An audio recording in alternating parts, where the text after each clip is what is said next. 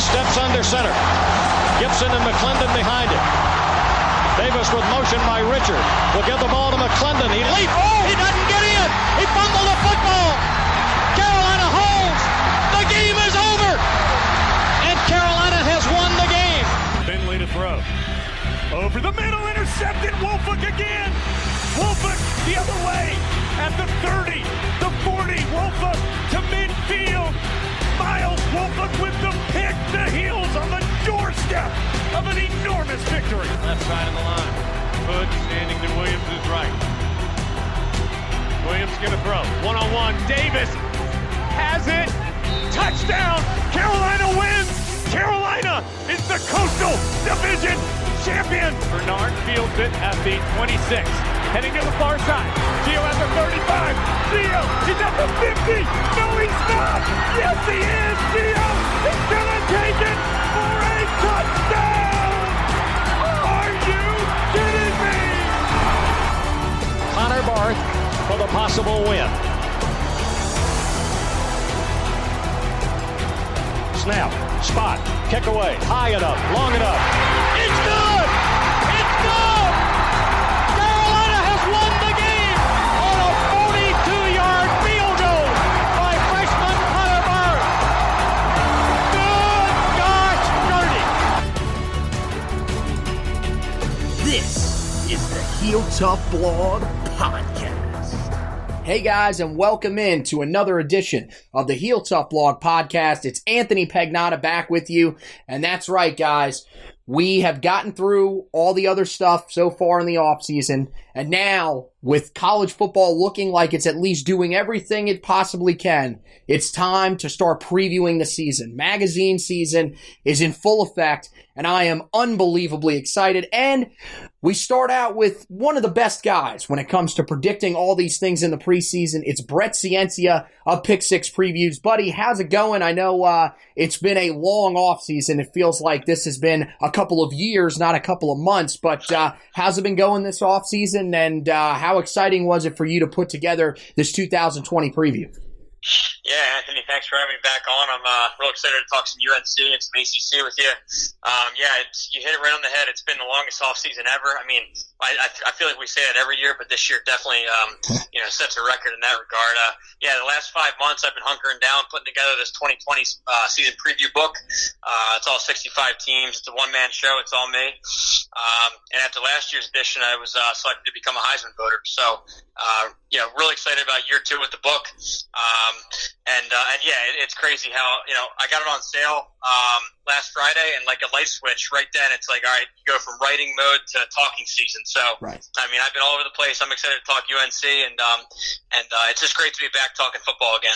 Hey, well, I got my edition. I've been reading through it, and it's great to hear that you are also a Heisman voter. You may or may not be receiving a package from us in the mail to wear a shirt that says Sammy Heisman, but that is not from us. I swear that's from somebody else. But look, man, we got to take him seriously as a Heisman contender. I mean, look, when we saw him last year, first couple of games of the year, amazing comeback win against South Carolina, amazing comeback win against Miami, we thought in our minds, man, this kid is really good. But as the season started to progress along, we started to think, man, this guy might be something really, really special. And now, you're going through, and we do this every offseason. We do it in the NFL. We do it in college football. The quarterback rankings, how much do they actually mean? But consistently, this guy's a top 5 quarterback in the country from most publications. A lot of people have him 3 behind Trevor Lawrence and Justin Fields. So there's definitely a realistic chance that Sam Howell could end up in New York, right? Is it just me, or are you feeling that way as well?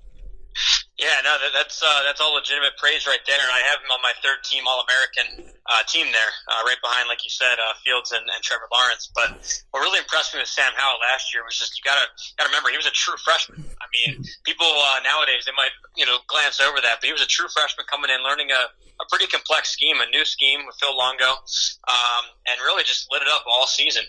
And from what I've been, so what goes into my book is a ton of film study, calls with coaches and coordinators. I was lucky enough to talk with Phil Longo, the offensive coordinator, and just talking through his scheme. It's super complex, but it's the kind of stuff that wins nowadays. It's it looks air raid on at a quick glance. It's 4 wide receivers spreading the ball around, the 4 verts, mesh, all those kind of concepts. But the difference is they really want to focus on that downhill power run game too. So it's a perfect hybrid offense, kind of like Lincoln Riley, what he runs in Oklahoma.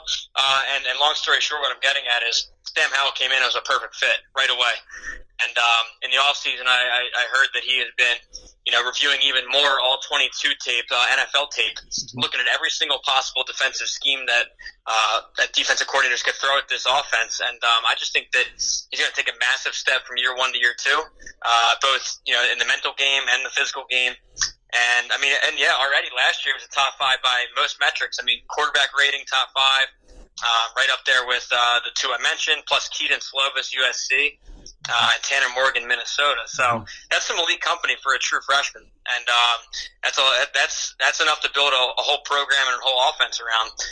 Not to mention the stable of receivers he's got. So yeah, I'm very optimistic on UNC overall, their offense, and specifically how.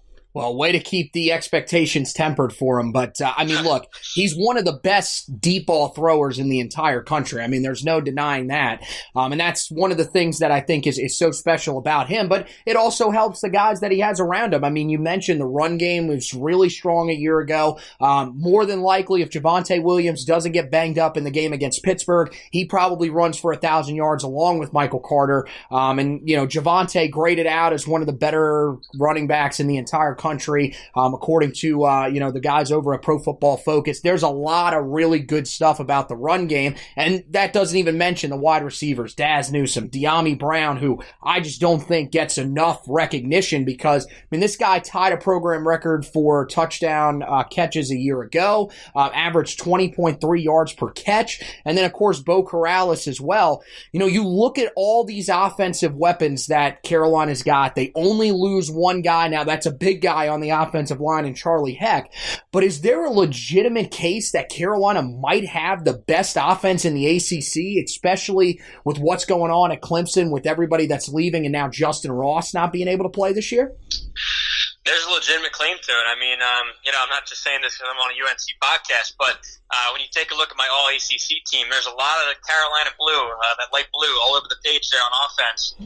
It's the guys you touched on. It's Howell, second-team all-ACC with Carter behind him. Daz Newsome, a first-teamer. De'Ami Brown, a second-teamer. A couple linemen. So, yeah, it's definitely one of the best offenses. I think you have to put Clemson number 1 still. You're looking at Trevor Lawrence, who's already projected to be a number 1 overall pick, and you have Travis Etienne, who, if he got a normal workload, he'd be like a 2,500-yard back. They just never give enough carries. Right. He averages 7 per carry. So I'd still put Clemson there. But from there, it's really a race between UNC and Louisville. And I definitely lean UNC for the second offense in the conference. But that's not to say they can't claim that top spot because, the offensive line is going to improve, and then all this whole stable of skill players has another year of continuity together, a year in this scheme.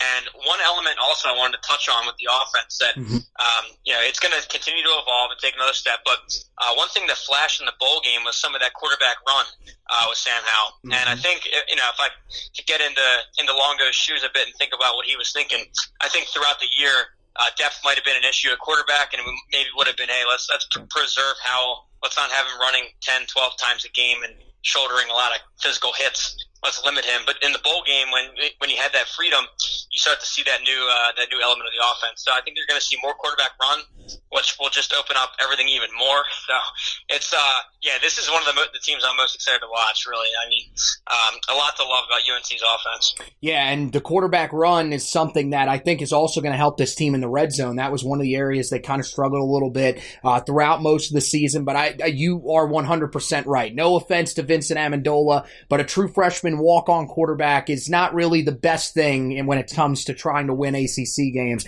to have on the field. But I think you're right. I think this offense is very exciting. But another area, and see, this is why I really like when I read your stuff, is because, when I think a lot of people go and if they're just reading a regular national preview, they might touch on it a little bit, but really they just look at the statistics and they say, okay, well, Carolina's defense last year was okay. It was better, but really how much of an improvement was there?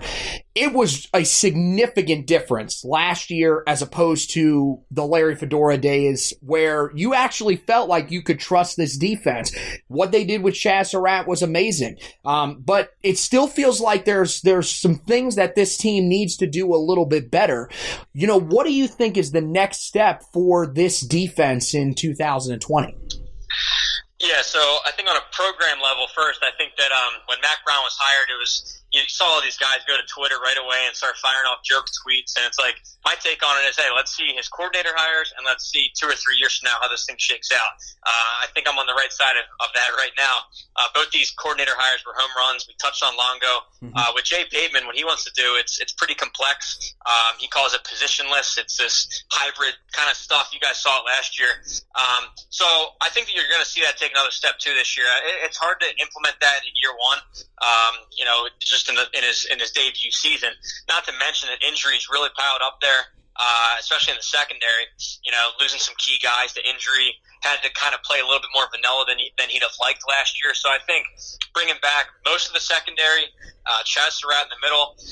Now we got to talk about the defensive line a bit, but that back back eight in this case is veteran.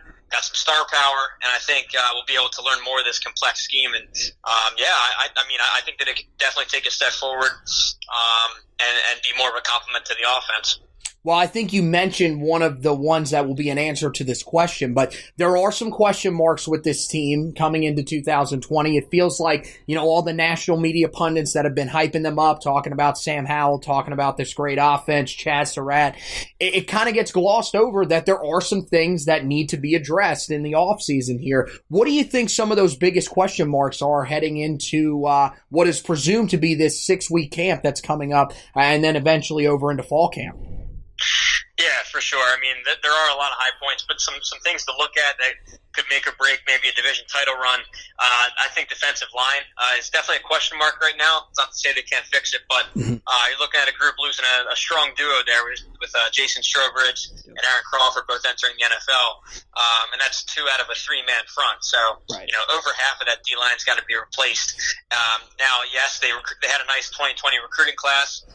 Some older guys are going to have to step up into those shoes. So that is a spot on the roster where I would have loved for UNC to get those 15 spring practices or the full spring and a spring game. Because that's when you start to see that development. But that's a question for me. The back 8, I feel pretty confident with. And like I touched on, it might be a matter of how advanced we see this defensive scheme progress. I hope that the spring game or the loss of the spring didn't temper that, because I think that once this thing is firing on all cylinders, this defensive scheme, it'll be noticeable. So the questions being defensive line, how advanced they can advance. I'm saying advanced a lot, but how they can advance this complex scheme in a second year, and then maybe the tackles on offense. I know the interior of the line is strong. Again, a lot of that comes out in the second year of a program, but that's the only place where you have some starters to fill in. So tackles, D-line, and then just an overall, just how advanced can we make this thing in year 2? Well, so we'll go to a little bit of a more positive note. Instead of question marks, who are maybe some of those guys, the guys on the offensive and defensive side, one guy on each side, if you could, that you think maybe we aren't talking a whole lot about now, but that you could possibly see having big seasons this year? Yeah, so I don't know if I can call him under the radar, but Bo Corrales. I mean, because obviously the headliners, the headliners are getting all the All ACC and even some All American hype. But when you look around the league and the conference, when you think of these top 5 and top 10 offenses, what really makes them stand out is it's not just one receiver. It's a freaking stable of guys, 3-4 guys that could win one-on-ones and really beat you. I mean, look at what Alabama produced the last couple of years. LSU, that's what helped them click last year. Clemson, they've been wide receiver U. Ohio State. So, to put it back to UNC, not just having 1 or 2 guys, but having a third weapon and even more than that. So I think Bo Corrales, while the other 2 guys on the outside might be drawing some double coverages, it's kind of like pick your poison, because Corrales can hurt you.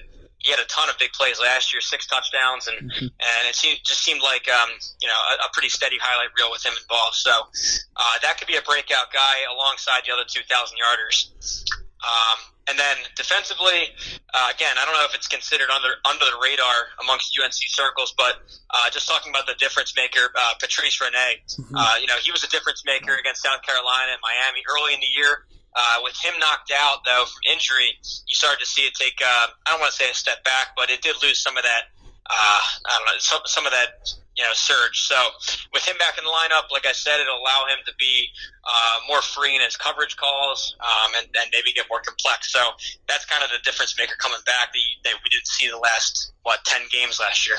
Yeah, no, Patrice is definitely a really good pick because, the other thing is coming into last year, he had come off his junior season where he had just played fantastic, was one of the best pure cover corners, not just in the ACC, but in the country statistically, and then he ends up getting injured in the game against Miami. The depth really just went downhill from there, and they lost a senior leader at cornerback. So, yeah, I totally agree with that. I think that's a phenomenal pick there.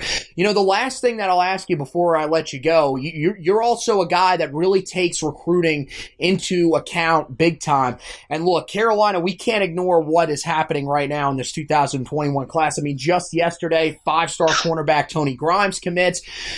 I think the question that a lot of people have is there potential for this team to eventually be on the cusp of being a college football playoff contender? Are they doing the right things?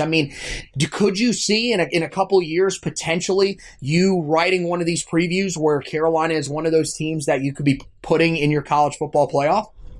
I'll be honest with you, Anthony, with these coordinators and with this recruiting pipeline, that's not out of the question. And that probably would have been laughed at two or 3 years ago. But let me break it down like this. So with recruiting, I know a lot of people online and just college football fans in general, they don't trust the recruiting rankings. So here's my take. So yeah, can they miss on a guy or two? Sure, that happens all the time. Miss on the rating of a guy. But over the course of say 20 to 25 commits in a class, right? And then when you start stacking 3 and 4 and 5 years in a row, talking 85 players. They're more right than wrong in aggregate. So definitely, that's the starting point. That's the backbone of a program. You got to have top 15 or top 10 talent to really push for a playoff. So that's the starting point. But then you got to look to the coordinators and the head coach. Are they solid coordinators? Do they have good schemes? Are they recruiting to that scheme? Are they developing the players? So I have those metrics in there too: player development, win conversion, stuff like that. General buzzwords that you always hear, but I throw numbers on them through data. So yeah, UNC has all that. And then to take it one step further, specifically with this 2021 class, what we're seeing is kind of a not just demographic shift, but high school football is really booming in North Carolina. It's becoming one of those high school recruiting hubs. Just right up there with Florida, Georgia, California, and Texas. But that's becoming now another pipeline state. And what over the last 10 years with Larry Fedora, they had trouble keeping that blue chip talent in state. I think it's something like 10%. I wrote it in the book. 10% of 4-star and 5-star athletes from North Carolina that UNC was able to hold on to, just 10%. But this class now with Mack Brown, 80% so far, right? So they're just locking down their border, keeping them in state. They got some ace recruiters. I know last class it was Tim Brewster helped out big time. You got Dre Bly on the staff still. He's an icon. And then the coordinators themselves, I know, I think it's Bateman has probably 10, 15 years coaching within this state. So I'm sure those connections and pipelines run deep. So I think also one last note, this is a crazy recruiting cycle. Given that a lot of these kids haven't been able to go cross-country trips and meet coaches just because of the virus concerns. So what that makes me lean towards is kids might stay local more, and that's what really comprises this class right now. I know we're still 6 months away from the deadline, but so what I'm trying to get at, if these were guys from Cali or Florida or far away, I'd say I'm kind of skeptical. It's early in the process, but the fact that this is built from local guys and in-state guys, I think you're going to hold on to a lot of these targets. Not to mention if we get a top 15 UNC team like I project on the field, this thing's just getting started. It must be a really exciting time to be a Tar Heel, being able to pair this with the basketball history. So, yeah, that's my take on that. It's definitely exciting to follow. Hey, Brett, you're one of the best, man. Tell people where they can find the Pick Six previews for this season because, look, you're one of the most accurate guys out there year in and year out. And, we all want to read those accurate predictions in the preseason, and it also helps that you're really high on us. So tell the listeners where they can read you at. Yeah, appreciate that praise there, and thanks for having me back on again. Mm-hmm. It's at Pick Six Previews on Twitter, and that's all spelled out. And the website's pick6previews.com. And on there, I have a couple sample pages so you can see, the template and the level of detail and the graphics that I provide for all 65 teams. Again, I like to touch a little bit more on coaching schemes and program histories and recruiting strategies. In addition to the player personnel. So I know I like to think that I go a bit deeper or just different than some of the ones you see on newsstands. So, and one last note, to the Heels Tough fans out there, I want to give a quick discount code. If you want to give it a shot this year, it's just type in UNC at checkout. That's at pick6previews.com. All right. Hey, make sure you guys go do that. I got my edition. I'm going to be reading it throughout the off season. Hopefully they don't extend the off season because I'm going nuts sitting in my house, but it's always great to talk to you, man. You're one of the best out there. You're so fun to have on the podcast as well. And I'm ready for this college football season. I know you are too. And hopefully next time when we have you on around this time next year, we're all taking a celebratory victory lap because we got it right that Carolina was going to win the Coastal, and they'll be right on the precipice of being one of those teams that everybody's talking about potentially being in the college football playoff conversation in the next couple of years. But for now, hey man, just take care, and we look forward to seeing all the great stuff that you're going to have during the season, all the great stats, all the great coverage, and we'll talk to you down the line. Okay, bud? Yeah, absolutely, Anthony. I appreciate it. And, I'm going to try and get down to UNC for a game soon, too. This is a program I got to see live, so a lot to like, and we'll talk soon. I appreciate it. All right, man. If you're going to a game this year, if somehow fans are around, go to the Virginia Tech game. That game's going to be hyped. That's just my thought out of the ones that are there. But really, look, that we sold out every game last year, so it's a great environment. And hey, if you're in town, let me know, man. Hit me up because I know some good places that we can go get some really good food and everything like that before we go to the game. But take care, buddy, and great talking to you. Absolutely. Thanks, Anthony. See you. All right, so Brett Ciancia of Pick Six Previews. Always love talking to him. One of the really good guys out there covering college football right now. And as he said, make sure that you go on to pick6previews.com. Use that code UNC. You can get a discount on this year's preview, and it's one of the best ones out there. It's honestly, when I'm reading in the preseason, I like to go with his and Phil Steele's. I combine both of them. So much information, so many great statistics that they throw your way, and it's a really great statistical look at what to expect from North Carolina. And look, both guys, from what I can tell, are pretty high. Phil Steele has not released his just yet, but both of them seem to be really high on North Carolina, so you're not going to want to miss all the great stuff. We're going to have Phil Steele on, of course, later on, but Brett did a fantastic job again this year, and make sure that you guys go check out everything that he's doing. Of course, we encourage you to head to our website as well, HeelToughBlog.com. That's where you can check out all the great stuff. Just a couple of days ago, as we mentioned, Tony Grimes committed. Make sure you go back, read that article. Drake May, another guy that me and Brett might be talking about in a couple of years at the quarterback position. He just participated in the Elite 11 competition in Nashville, the Elite 11 finals. He was one of 20 quarterbacks selected out there, went out there and competed. We had a thread that covered everything that happened for him out there, so make sure you go back and check that out as well as some other great stuff on the website, including on the basketball side of things. We have the Anthony Harris update for you in case you guys missed that. Just had an offer the other day in the 2022 class that you guys don't want to miss. So go back, read all that stuff, HeelToughBlog.com. Also, make sure that you subscribe to the podcast and you also rate and review it for us, because rating and reviewing moves us up those rankings, guys, on places like Apple Podcasts, Google Podcasts, all those areas where people can find the show. That's the main reason we want you to do it, because we want those people that are searching for those Tar Heel podcasts that maybe haven't found us yet to be able to track us down and hear all this great stuff as we get towards the season. And of course, we have a ton of other great stuff that you guys can go back and listen to, a ton of great interviews in the offseason. Former quarterback Chris Kildorf, former defensive lineman Greg Ellis is one that we still actually have coming up.